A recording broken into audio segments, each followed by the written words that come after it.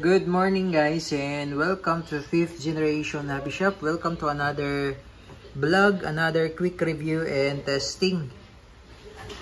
Ayan, shoutout natin si Sir Adrian. Shoutout sa inyo dyan sir. Welcome to 5th Generation Hobby Shop. Ngayon magre-review tayo ng Glock 19X Coyote or Glock 19X tan color gas blowback na airsoft pistol caliber 6mm. This is licensed by Glock Umarex brand po. Ito yung kanyang model. Glock 19X Coyote gas airsoft. Yan. So sa mga hindi familiar sa Glock 19X, ayan, so explain ko lang po. Yung Glock 19X na 9mm, gantong-ganto talagang kulay niya. Yung bago ngayon Gen 5, yung latest na Gen 5 model, gantong-ganto po. Ayan.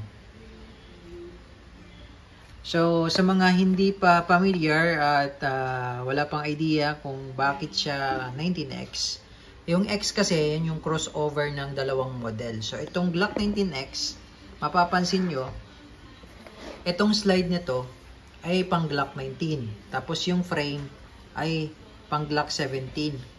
Kaya siya Glock 19X. Crossover kasi yan ng dalawang model.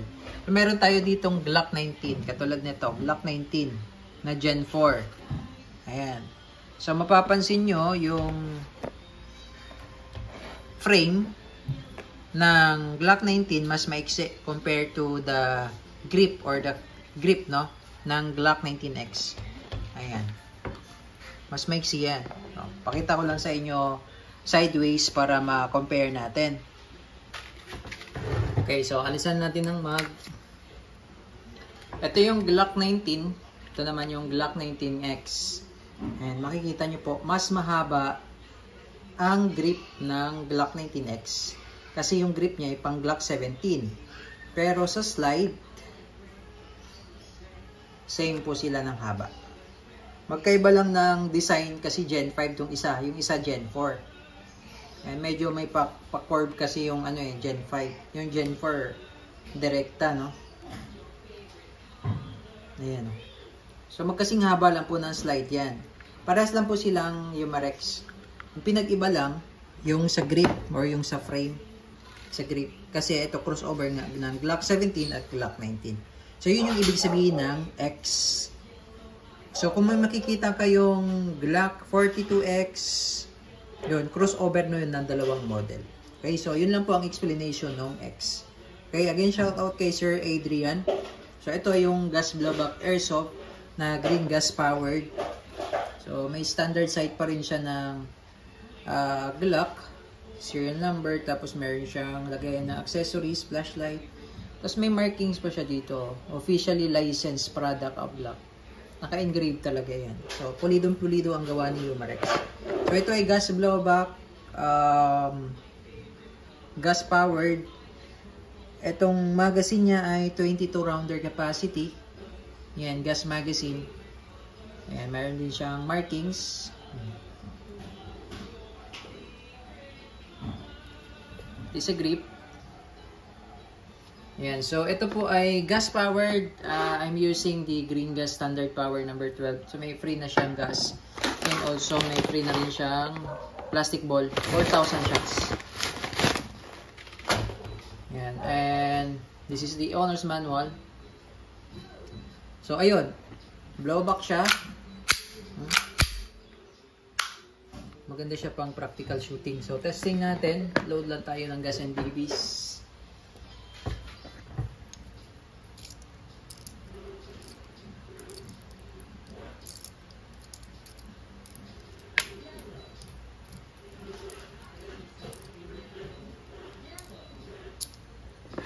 So, ilan lang po nilagay natin? 2, 4, 6, 8 shots. Pero ito pong magazine is 22 rounder po.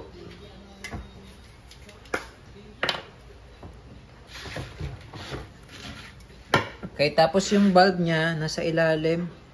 Kailangan nyo munang i-swipe yung, i-slide yung kanyang mag base. Ito yung lock. Yan o, nasa ilalim yung bulb. 3 to 5 seconds lang. Okay. Then, pagka ibabalik nyo, ibababa nyo lang tong lock. Then, yan. Kasi lock yan kasi ito yun. Lock siya. Okay. So, testing. Glock 19X gas blowback airsoft pistol by Umarex. Officially licensed product po ng Glock. Ayan po. Officially licensed. Okay. Testing.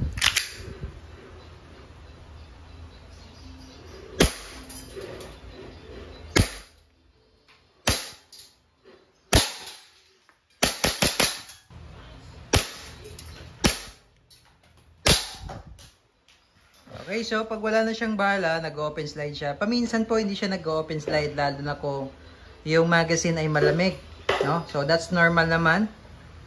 Release mag. Hammer down. Okay, all goods. Glock 19X Gen 5 licensed by Glock, Umarex brand.